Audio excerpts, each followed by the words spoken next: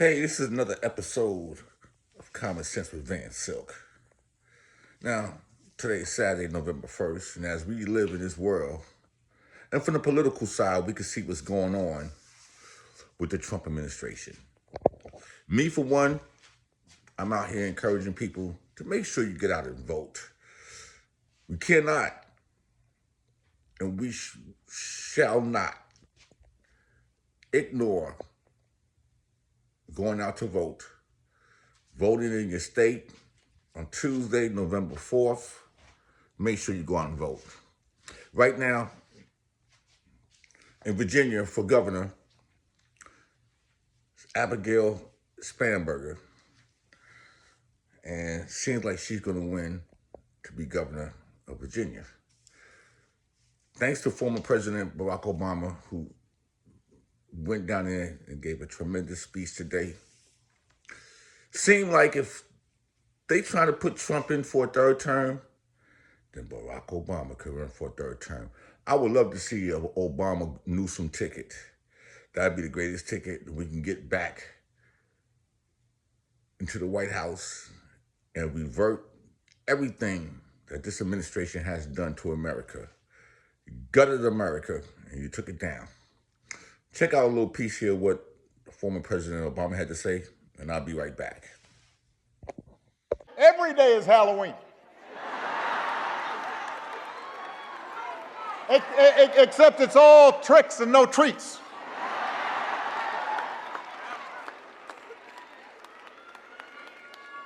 And here's the thing. It's not as if we didn't see some of this coming. I will admit it's worse than even I expected, but I did warn y'all. I did. You can run the tape. And by the way, he warned you too, because he said what he was going to do. But the fact is, there were plenty of people who voted for Trump and the Republicans anyway. And it wasn't because they wanted to give up the right to free speech or see our public health systems torn down, but because they were understandably frustrated with inflation and gas prices and the difficulty of affording a home and worries about their children's future, and so they were willing to take a chance. Now, 9 months later, you got to ask yourself, has any of that gotten better? Is the economy working better for you? Because it sure has gotten better for Trump. I'm fired up too.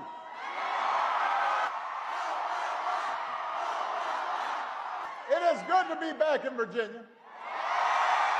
In a powerful comeback moment, former President Barack Obama returned to the campaign trail this weekend, rallying behind Democratic gubernatorial nominee Abigail Spanberger in Virginia. Before a roaring crowd, Obama's message was clear. The stakes couldn't be higher. Our democracy depends on what happens next. Obama accused opponents of spreading division and misinformation, urging Virginians to vote for truth, decency, and progress. His speech drew thunderous applause as he called Spanberger a leader who listens and acts for the people. The former president's fiery tone marked a sharp contrast to the more restrained appearances of recent years, signaling Democrats' renewed urgency ahead of the state's crucial election. Behind the scenes, campaign insiders say Obama's involvement could energize younger voters and moderates who drifted away in recent cycles. Meanwhile, Republicans brushed off the appearance, claiming voters are focused on real issues, not celebrity politics. As the race tightens, Obama's re-entry has turned Virginia into a national political flashpoint. The question now, will his influence be enough to tip the scales? Now, this is Van Silk with Common Sense. Now you see what Obama had to say. I enjoyed this speech. I watched his portion of the speech. I see the enthusiasm of the people out here. I see the way that things are going right now.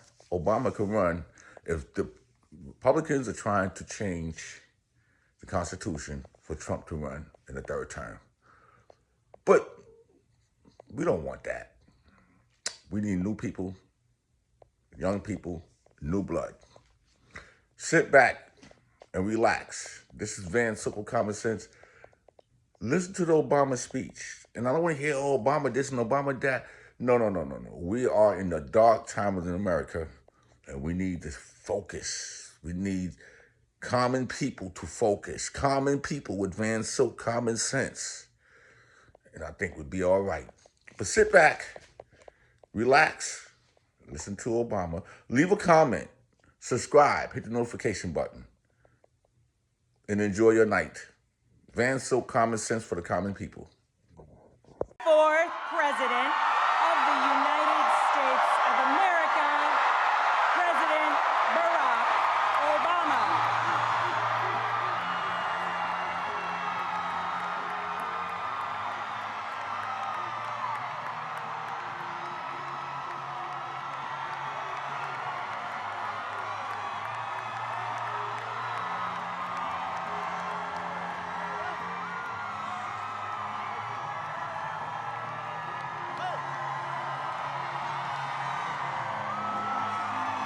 Yeah.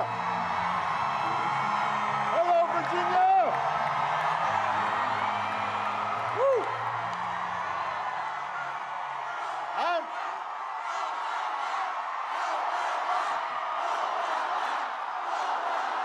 Thank you.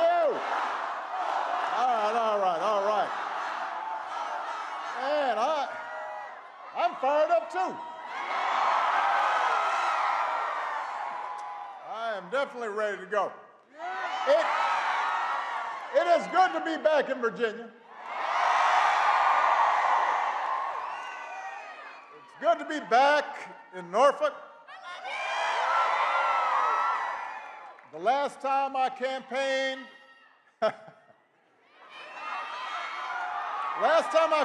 in Hampton Roads, I was running for re-election.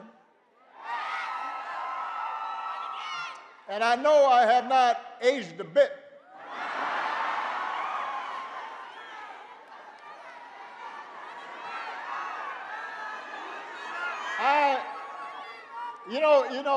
It is an issue. You know you've been around a long time when you're in a photo line and some tall guy, with a beard comes up and you're taking a picture. What's your name? And then pulls out. He says, "This picture I want to show you. This is you holding me as a baby." And you're all, "Oh man, really? I'm old." But I am here today for a very important reason. I am here to ask you to vote for the next governor of Virginia, Abigail Spanberger.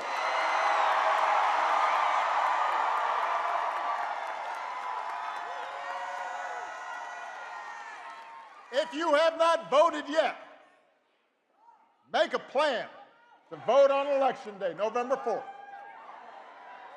Just visit abigailspanberger.com/vote. You can find out where to vote. You can also find a drop box for your mail ballot. And then you've got to get all your friends and your family to make a plan to vote. Because in 3 days, just 3, no more than 3, just 3.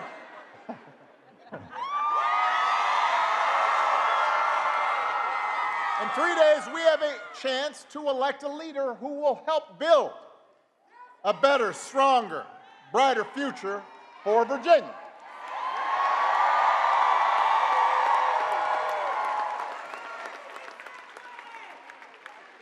Si se puede. And Lord knows we need that light. We need that inspiration. Because let's face it, our country and our politics are in a pretty dark place right now. It's hard to know where to start. Because every day, this White House offers up a fresh batch of lawlessness and recklessness and mean-spiritedness and just plain craziness.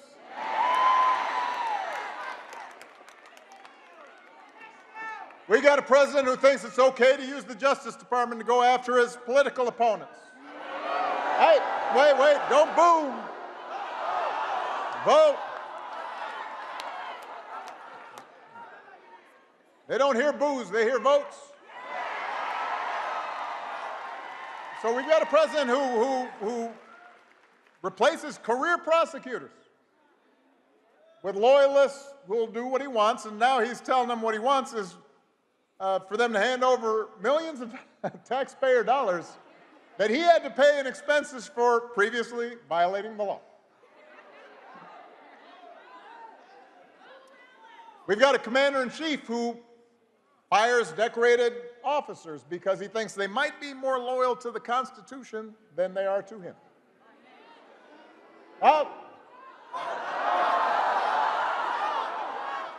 He's deploying the National Guard in American cities, claiming to stop crime waves that don't actually exist.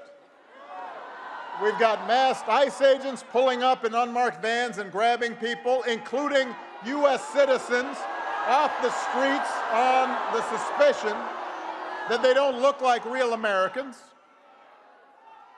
We've got an HHS secretary who opposes proven science and promotes quack medicine. A top White House aide who calls Democrats, the whole party, domestic extremists. We've got some poor labor economists who got fired for accurately reporting bad jobs numbers that the president didn't like. I mean, it's like every day is Halloween. Except it's all tricks and no treats.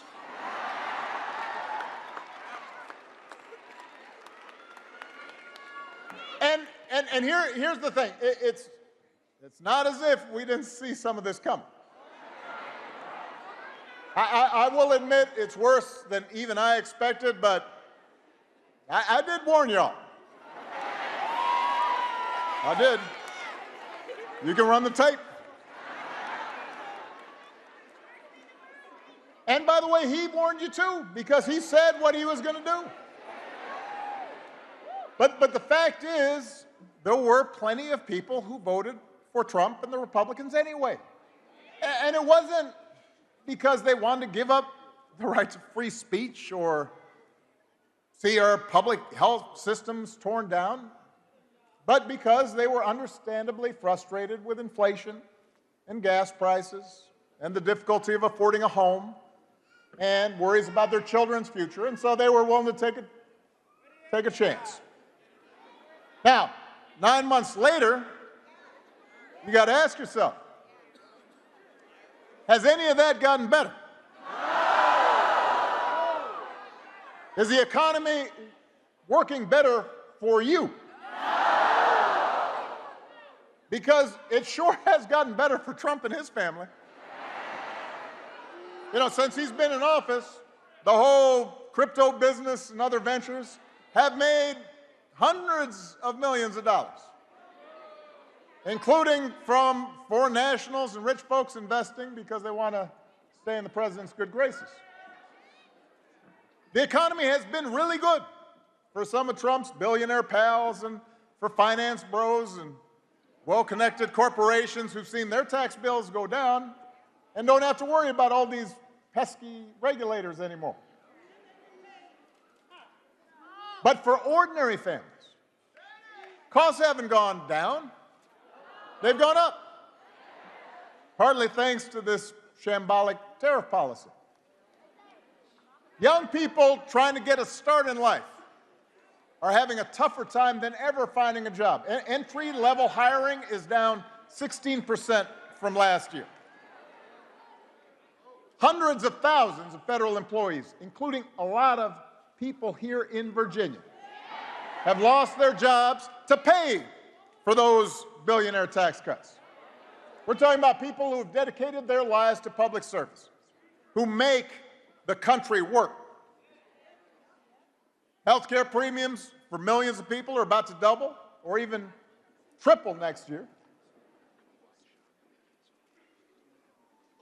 Meanwhile, the government is shut down, and the Republicans who currently are in charge of Congress, they're not even pretending to solve the problem. They have not even been showing up to work. Not in session. Where are you? What are you doing? And as for the president, he has been focused on critical issues like paving over the Rose Garden so folks don't get mud on their shoes, and gold plating the Oval Office and building a $300 million ballroom. So Virginia, here's the good news. If you can't visit a doctor, don't worry. He will save you a dance. And if you don't get an invitation to the next White House shindig, you can always watch the festivities and all the beautiful people on Truth Social.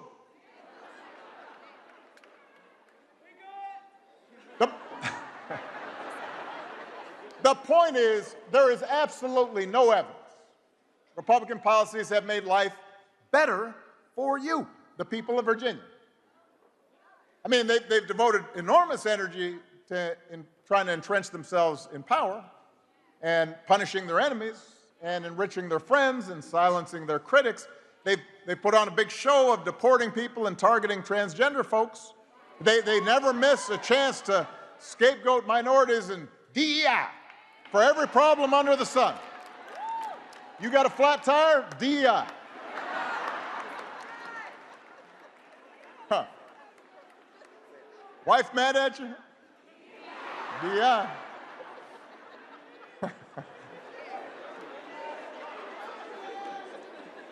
What they have not devoted energy to is helping you. They have not put forward serious proposals to lower housing costs or make groceries more affordable. They haven't improved our schools. They haven't made health care more accessible. They haven't shortened your commute or prepared young people for the future where AI might take their job. And all the nonsense we see on the news every day, the over-the-top rhetoric, the fabricated conspiracies, the weird videos of a U.S. president with a crown on his head flying a fighter jet and dumping poop on protesting citizens. All of that is designed to distract you from the fact that your situation has not gotten better. They do it so you won't notice that while they're helping the wealthiest, most powerful people in the country consolidate more wealth and more power, your bills are still going up. And you're waiting longer at airports because there aren't enough air traffic controllers. And the program helping your kid with special needs was just gutted. So that is what's happening. And the good news is there's something you can do about it. Right here, right now. Because you've got a candidate for governor who's got a track record of getting stuff done. Somebody who sees you and has been with you and knows your struggles and will fight for you every single day. Virginia, it's time to point America in a better direction by electing Abigail Spanberger as your next governor.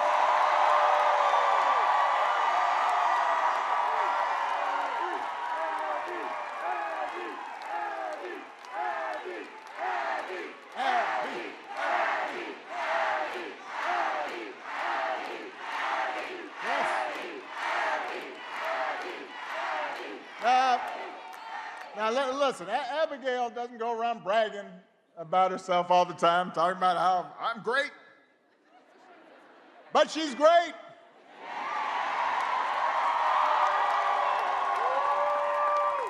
As a former federal law enforcement officer, as a CIA case officer working on counterterrorism, she knows what it takes to keep communities safe. As the mom of 3 kids in Virginia public schools, you know she cares about helping every child and helping every teacher succeed. As a member of Congress, she was a workhorse, not a show horse, fighting to lower prescription drug costs, giving veterans the support they deserve. Abigail does not just say the right thing. As your governor, she will do the right thing.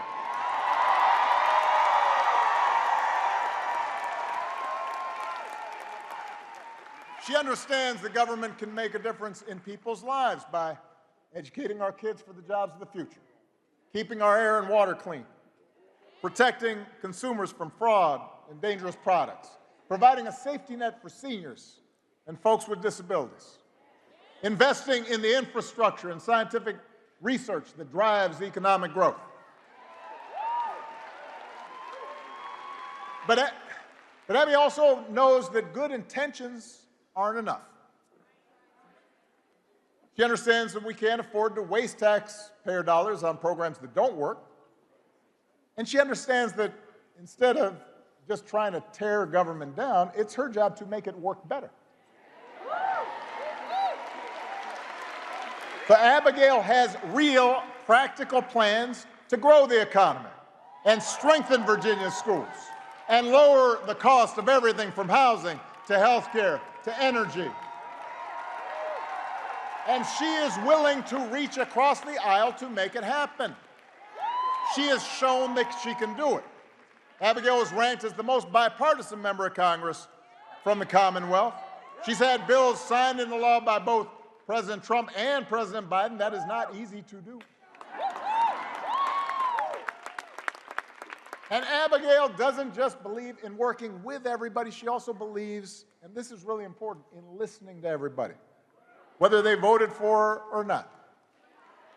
Because she knows that if we want to make progress on the things that we care about, we have to be able to disagree without calling each other nasty names or demonizing each other.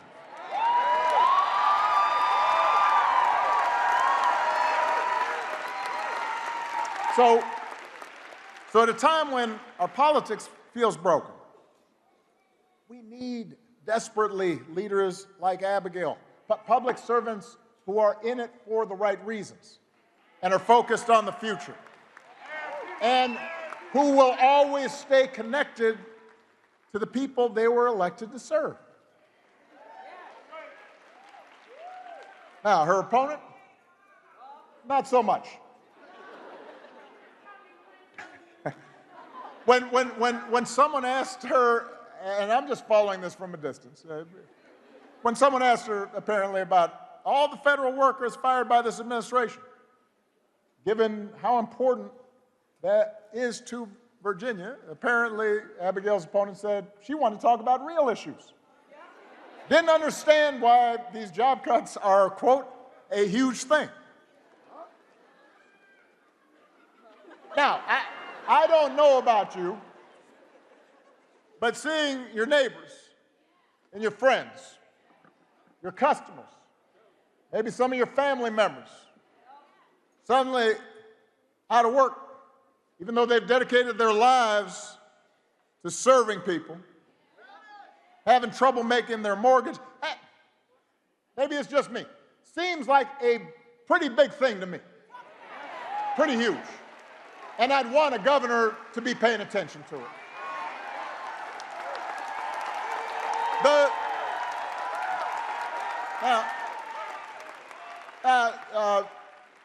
Abigail's opponent does seem to care a lot about what Trump and his cronies are doing. And she's praised the Republican tax law that would raise the cost of health care and housing and energy here in Virginia. She supported bills that would strip funding from Virginia public schools. She says she's morally opposed to protecting reproductive rights, says she will do everything in her power to cut off access to abortion. Virginia, you don't need a governor who puts party and ideology ahead of the people she was elected to serve. You deserve a governor who will think for herself and work for you. A governor who will create jobs and not cut them, and who will lower costs instead of raising them, and who will bring people together instead of dividing them, and who will do what's right for the people of Virginia, no matter what anybody in Washington thinks. You deserve a governor like Abigail Spanberger.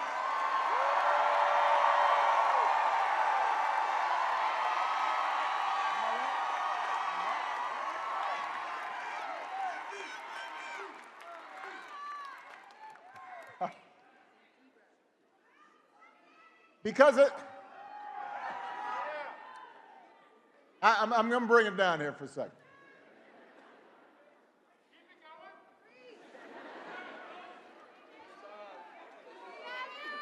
Because at the end of the day, what this election's about, what politics in a democracy is always about, is values. What do we care about? What do we believe? What do we prioritize? What are our core convictions? You know, a lot of people have asked me lately whether I'm surprised by the direction the country's taken. And even though I am the hope and change guy,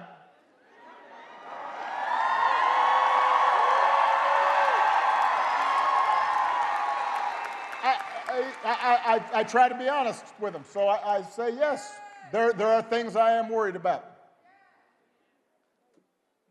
I am worried about how quickly basic democratic rules and norms have been weakened.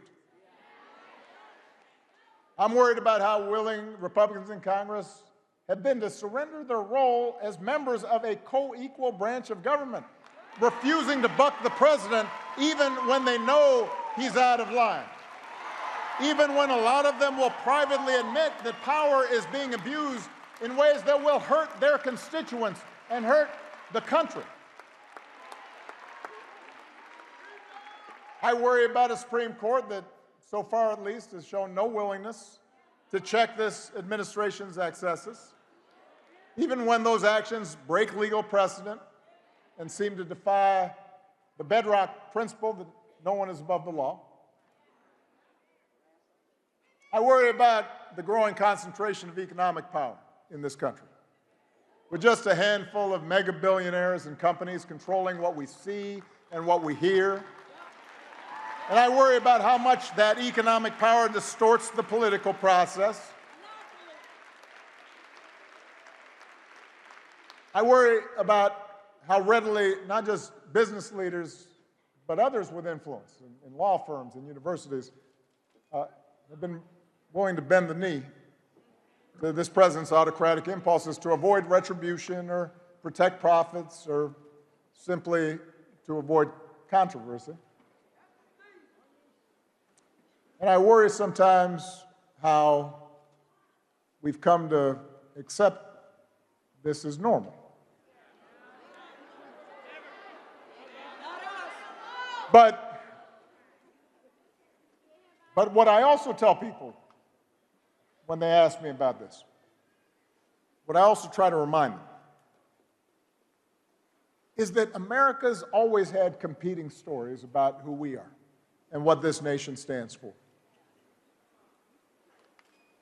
The first story says, we the people, just means some of us. That in order to qualify, you have to be the right color, or come from the right family, or worship in the right way, or have enough money.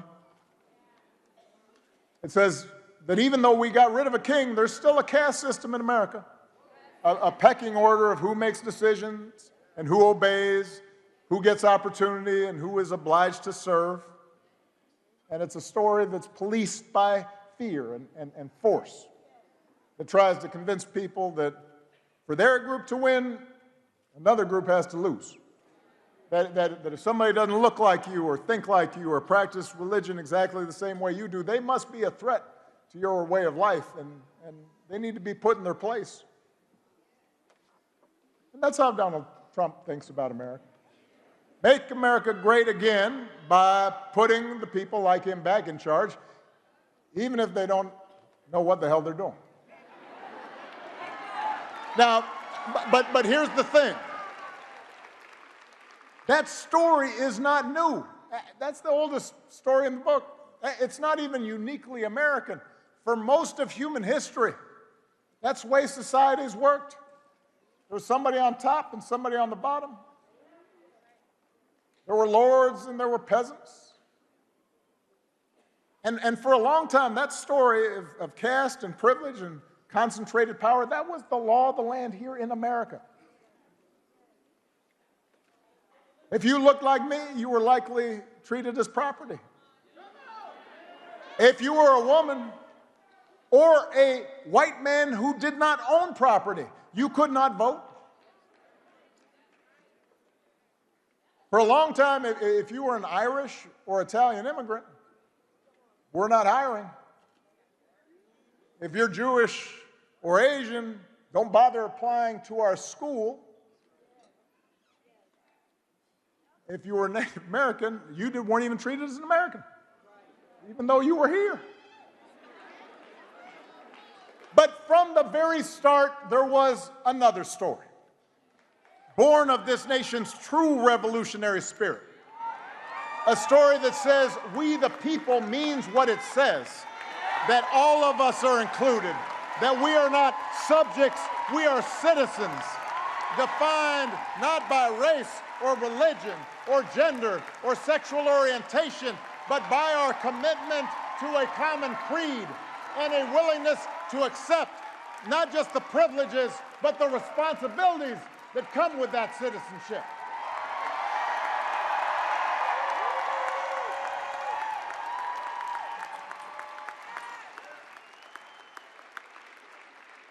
That's what made the American experiment unique. That's what made us special.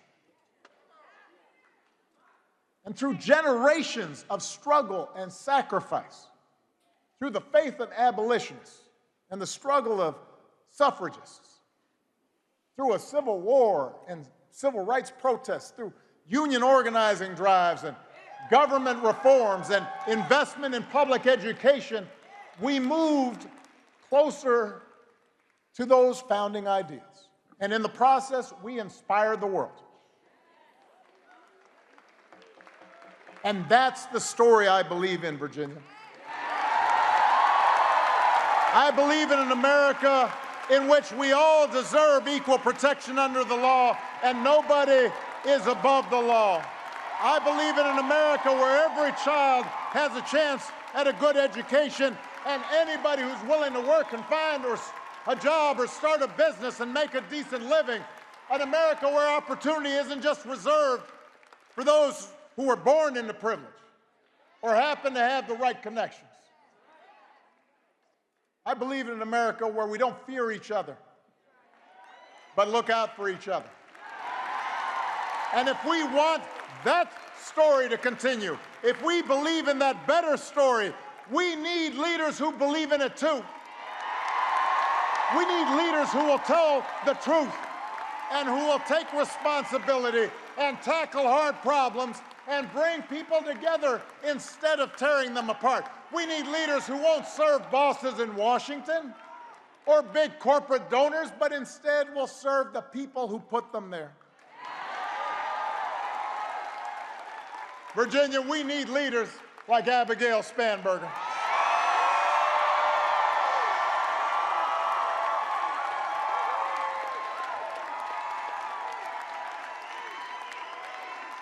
But here's the thing. As good as Abigail is, she can't do it alone. Because the truth is, all of us are being tested right now. Trump and the Republicans, they want you to think, it's part of their story, that things only happen from the top down.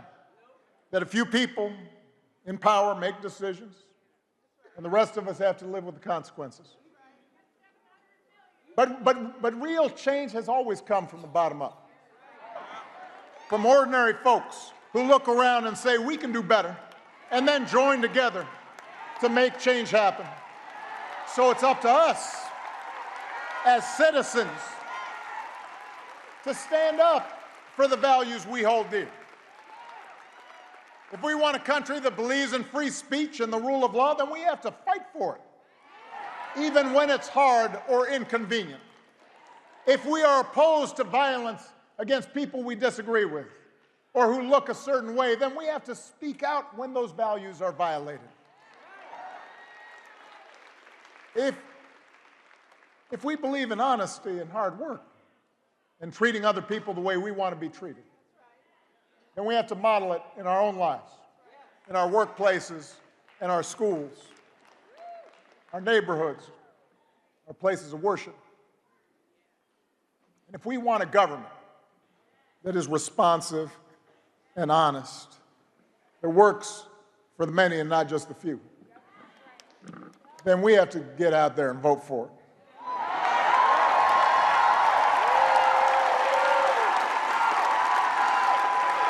When I think back to a year ago, I remember talking to some people, even some folks who were friends of mine, who would say, you know what, this election doesn't matter all that much. That whoever the next president ended up being, it wasn't going to matter to them. If nothing else, the last 9 months should have cured us of that idea. Because the stakes are now clear. We don't need to speculate about the dangers to our democracy. We don't need to wonder about whether vulnerable people are going to be hurt. Or ask ourselves how much more coarse and mean our culture can become. We've witnessed it. Elections do matter. And they matter for you. People in power may be counting on your citizens. They want you to think there's nothing you can do. Nothing to stop them. Because they know once that thought worms into your head, they've won. But if there's one thing history has taught us, it is the most important office in a democracy is not president or even governor, it's the office of citizen. We all have more power than we think. We just have to use it. So if you believe in that better story of America, do not sit this one out. Vote for leaders like Abigail who believe it too, leaders who care about your freedoms and will fight for your rights, and who will go to work every day to try to make your life just a little bit better. And then get your friends and family members, your neighbors and co-workers to vote too. Because if we do that, not only will we elect Abigail Spanberger, your next governor, you won't just put Virginia on the path to a brighter future. You will set a glorious example for the nation. Thank you, Norfolk. God bless you. God bless these United States of America.